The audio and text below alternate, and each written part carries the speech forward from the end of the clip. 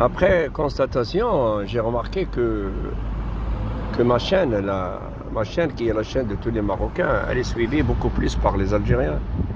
Ils ne s'expriment pas parce que ceux qui s'expriment en insultant, il est bloqué. C'est tout à fait normal.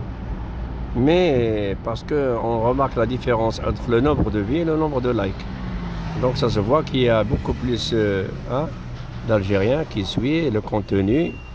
Ils savent que je ne mens pas, ils savent que je dis la vérité, ils savent que je suis un témoin crédible, un témoin qui est transparent, où je ne suis pas au service de n'importe quel système, de n'importe quel parti. Je suis au service de ma propre vérité et c'est un règlement de compte entre moi et le régime algérien qui a fait souffrir les Marocains, qui a expulsé les Marocains sans raison, sans préavis, en les privant de récupérer leurs biens sans la moindre indemnité. Ça n'a jamais existé à travers l'histoire d'expulser 350 000. Ça n'a jamais existé. Expulser 350 000 Marocains, séparant le mari à la femme, les enfants aux parents, suivant leur nationalité, c'est vraiment, c'est un génocide, c'est un crime de l'humanité. Il n'a jamais été puni. On n'en parle pas. En Maroc, on n'en parle pas. Il n'y a pas trop d'informations. Il n'y a pas des émissions, il n'y a pas de documentaires, il n'y a pas de films. En quelque sorte, c'est bâclé et c'est bouclé. Bâclé, c'est-à-dire un renseignement, quelques informations rapides, vraiment bâclage. Et bouclé, c'est-à-dire que c'est comme si le problème a été résolu et que les Marocains expulsés ont été indemnisés par le régime algérien et que le régime algérien a présenté ses excuses expulsés. Donc, mon témoignage, c'est une partie de la conscience qui s'exprime. Il n'y a pas un but lucratif, il n'y a pas un but politique, il n'y a pas un but je ne sais pas, de populisme ou de popularité ou de notoriété. C'est toute la vérité. Et il y en a qui veulent vraiment s'exprimer, qui veulent témoigner. Mais ça dépend des mentalités, ça dépend du charisme, ça dépend de la personnalité. Moi, je ne crains personne. Je parle à visage découvert. Je ne crains personne. Même les Marocains ici, qui ne veulent pas comprendre que leur intérêt, c'est de se concentrer sur le Maroc, je leur adresse le message à visage découvert. Au contraire, moi je ne cherche ni à déplaire ni à plaire. Je ne cherche rien du tout. Je cherche à sensibiliser les Marocains, à réveiller les endormis, ceux qui sommeillent dans un sommeil très très profond, qui ne comprennent pas ce qui va se passer, ça continue comme ça. S'ils ne se réveillent pas le plus tôt possible, ils vont être choqués après. Moi, à chaque fois, j'adresse les mêmes messages, c'est le même sujet, le même concept, il n'y a rien de changé, sauf que la sensibilisation doit se répéter plusieurs fois par jour, plusieurs fois par semaine, plusieurs fois par mois, parce qu'ils ont fait un travail en profondeur, eux, pour endoctriner, pour formater un peuple et le préparer à être anti-marocain, la marocophobie, et voir le Maroc comme le monstre ennemi éternel de l'Algérie. Et nous, on est en train de rectifier le tir. Avec le tir, on est en train de le rectifier. Personnellement, aujourd'hui, ils sont en bonne uniforme, ils sont en bonne situation diplomatique, fraternelle, brotherhood, with la France, avec la France. Ils ont aujourd'hui un vrai retour vers la France. Moi, je trouve que Macron a récupéré l'Algérie. Soit que Macron a récupéré l'Algérie, soit que Tebboune a récupéré la France. Quand on voit cet amour qui se réveille soudainement entre Tebboune et Macron, on voit que l'un ou l'autre a récupéré l'autre. Soit que la France est devenue algérienne ou que l'Algérie est redevenue française. D'ailleurs, elle a toujours été française, sauf qu'aujourd'hui, c'est sans tabou. Maintenant, la contradiction que j'ai remarquée, et que je remarque toujours, c'est que notre roi a tendu la main aux Algériens, à l'Algérie, au peuple algérien, à l'Algérie. Il a toujours déclaré, dans la fête du trône, que nous sommes frères et ce qui nous unit est plus grand que ce qui pourrait nous séparer. On a les mêmes et les mêmes et les mêmes et les mêmes, vous savez. Hein. Moi, je vois pas qu'on a les mêmes traditions, je vois pas qu'on a la même mentalité, je vois pas qu'on a le même processus historique. La seule chose qui nous unit et qu'on a tous les deux, c'est la seule chose qui nous unit, c'est la continuité géographique, une petite géographie. La seule chose que nous avons tous les deux, c'est la langue arabe, qui nous a été imposée par les Arabes, amenée par les Arabes, durant leur conquête. Hein. C'est ce que je vois, moi. Hein. Alors que le roi il sympathise beaucoup, fraternise beaucoup avec l'Algérie, hein, eux, ils ne se sont jamais cachés pour l'insulter, hein, pour l'ironiser et pour ridiculiser ses déclarations. Pour moi, c'est de l'humiliation quand je vois mon roi qui propose la paix, qui propose la reconduction d'une très très bonne relation et d'abandonner les hostilités. Et moi, pour moi, c'est humiliant. Hein. Parce que moi, je me bagarre contre eux. En les voyant inciter le roi, en les voyant faire des propagandes, des mensonges diffamatoires sur le roi, sur la famille royale, sur l'origine du roi, sur les relations du roi, sur la conduite du roi. Hein, ça me met en rage, ça me révolte. Et moi, je vois que eux, quoi qu'ils proposent le roi, ils continuent à l'insulter. Ils te disent, nous n'ouvrirons jamais la frontière. Votre roi nous supplie d'ouvrir la frontière. Et nous, on n'a pas demandé à ouvrir la frontière, au contraire. On espère qu'elle soit restée fermée jusqu'à nouvel ordre ou à l'éternité. Parce qu'on n'a rien à gagner de l'Algérie. Cette complémentarité économique, c'est des fictifs. Elle n'aura jamais lieu et on n'a rien à gagner de l'Algérie. Sauf que de la peste. Et j'ai toujours dit que la peste vient de l'Est. Il n'y a que des problèmes. Eux-mêmes, ils nagent dans les problèmes. Ils se cachent derrière les problèmes du Maroc. Ah, les Marocains souffrent, les Marocains la pauvreté, les Marocains, leur économie se base sur le hachis, sur la prostitution, sur le tourisme sexuel et tout ça. Ils se cachent derrière ça pour cacher leurs échecs consécutifs et successifs durant toute leur période d'après-France, durant 60 ans, n'ont rien réalisé. Ils ont investi beaucoup pour démolir le Maroc, pour diviser le Maroc. Ils ne font que perdre. Hein. Ils ont perdu des milliards, et ils ont perdu le temps qui est très important. Hein. Beaucoup de temps, ils ont perdu à vouloir casser le Maroc, à vouloir détrôner le roi, à vouloir faire chuter la monarchie. Mais ils n'ont rien gagné. C'est le Maroc qui a gagné. Le Maroc, il a gagné la sympathie du monde entier. Le Maroc a gagné l'amour du monde entier. Les Marocains sont très aimés partout à travers le monde. La tolérance du Maroc, elle est connue, l'esprit de tolérance, la diversité culturelle, l'accueil des Marocains. Il est très très connu.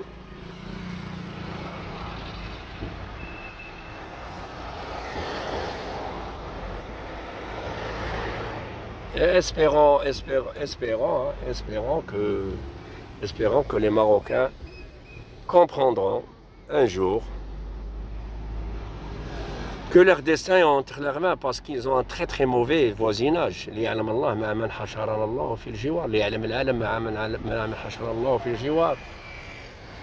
Marocains doivent le savoir.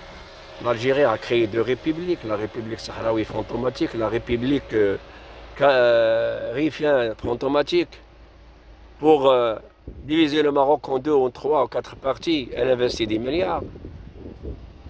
Le roi, il propose la paix.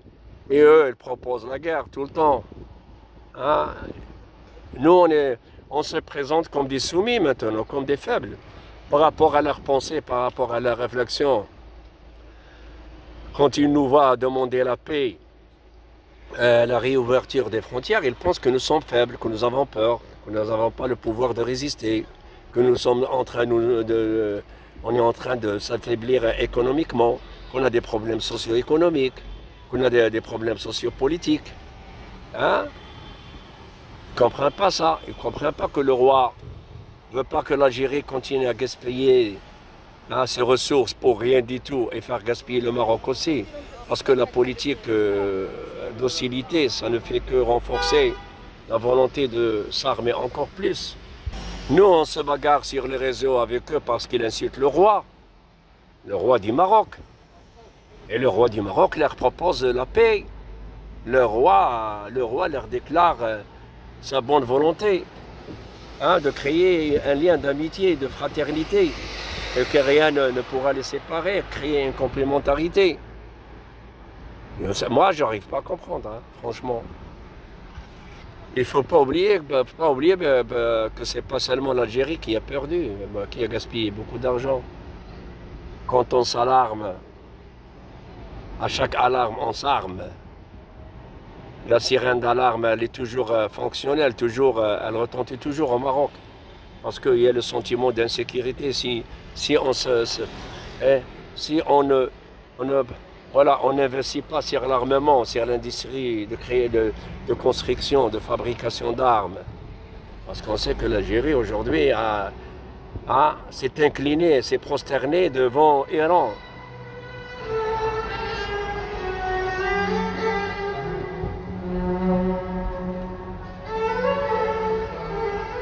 Et la soirée, la place centre-ville, Casablanca.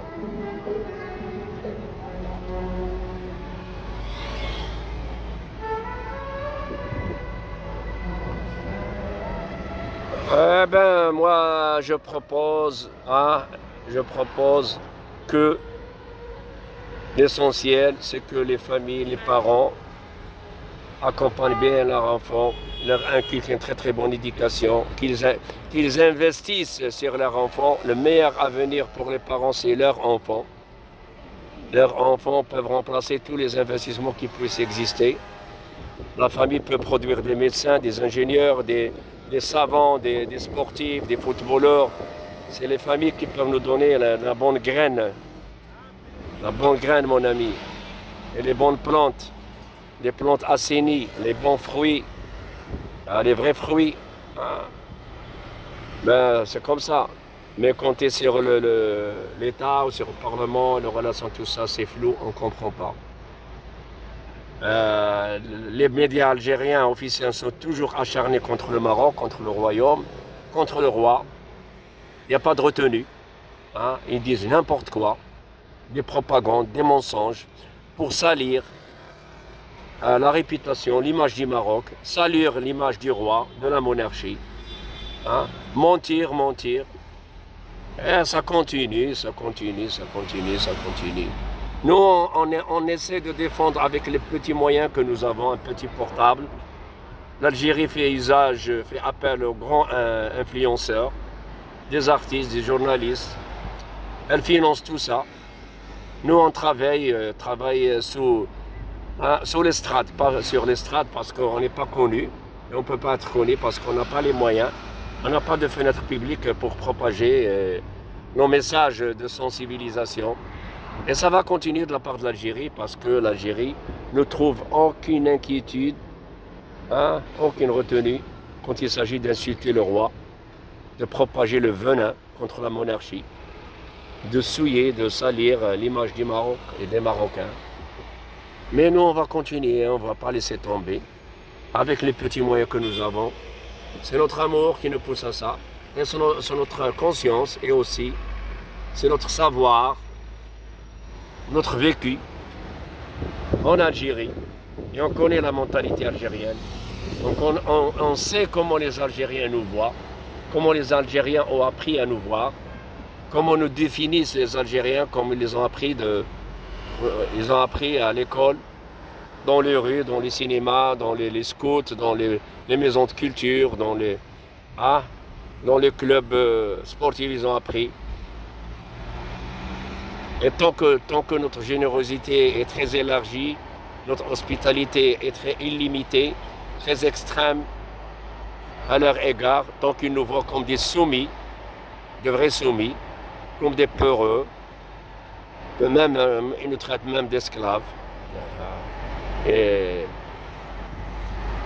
je pense que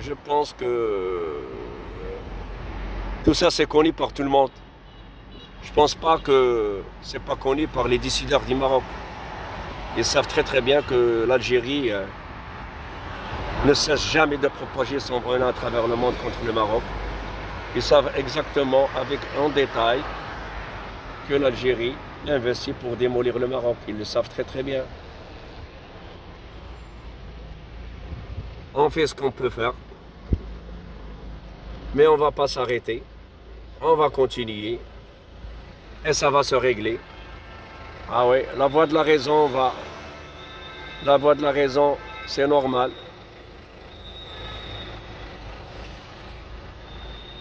On dit que la vérité, on ne cherche rien.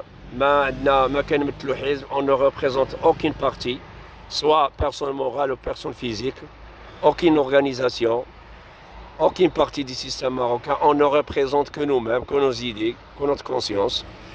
Et on va continuer non-stop. Le régime algérien a pris l'engagement à travers Boukhrouba de faire chuter la monarchie. Il a juré de le faire, il a juré de déstabiliser le Maroc, d'affaiblir le Maroc jusqu'à la révolte sociale des Marocains. Hein? Ça, cette promesse, il l'avait fait à Jamal Abdel Nasser, hein, de faire destituer le roi de son trône, de créer une révolte au sein du peuple marocain contre le roi et d'instaurer une nouvelle ère de république communiste au Maroc au lieu d'une monarchie. Ça, tout le monde le sait. Eh ben, c'est comme ça. Mais nous, aujourd'hui, en tant que parents et grands-parents, on fait l'essentiel pour que nos petits-fils, nos enfants, connaissent la vérité. Une fois nous serons morts, ils vont comprendre qu'on a lutté. On a lutté pour la monarchie, pour la sécurité, où ils vivront pendant des siècles. Parce que si on ne contribue pas aujourd'hui, ça ne sert à rien après, nous serons déjà morts. Hein? On ne peut pas dormir aujourd'hui, hein? On n'arrive pas à dormir. D'ailleurs, une fois mort, on aura tout le temps de dormir. Pas dormir aujourd'hui, on voit cette situation, les jeunes ne savent pas quel est le problème entre l'Algérie et le Maroc.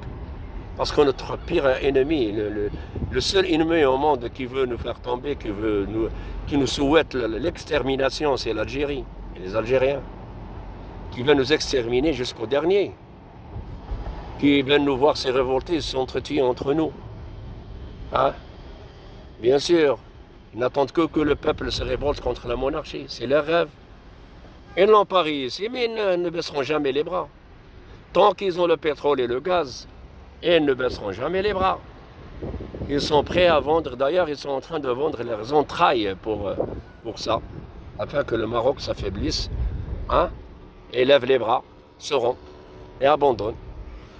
Eh ben, comment tu peux accepter un peuple qui te haït, qui te déteste, hein, et qui veut créer dans ton territoire deux autres corps étrangers, la République Rifienne et la République Sahraoui? Comment tu peux penser, comment tu peux admettre ça? À base, moi je suis vraiment étonné de la patience du roi du Maroc, hein, et de tous les décideurs et tous les représentants du peuple, comment ils peuvent résister à ne pas réagir. Pour vous, vous m'avez demandé de vous donner mon point de vue, je vous les ai donnés. Voilà, en plein radio, tout le monde l'a écouté, radio, et je vais le publier sur ma chaîne. Au revoir, merci beaucoup et je remercie tous ceux qui ont été présents, qui ont prêté l'oreille, qui ont écouté. Tout ça, je les remercie. La lutte continue, mon ami, c'est de la bonne cause, c'est la bonne cause. On ne lutte pas pour lutter, hein. Et on ne parle pas pour parler parce qu'on est en train d'expliquer, hein, un grand problème. Déjà l'existence d'un régime communiste, chiiste, qui se prétend républicain, qui se prétend libérateur, c'est très difficile même. Au revoir, au bon entendeur. Allah al-Watan al-Malik.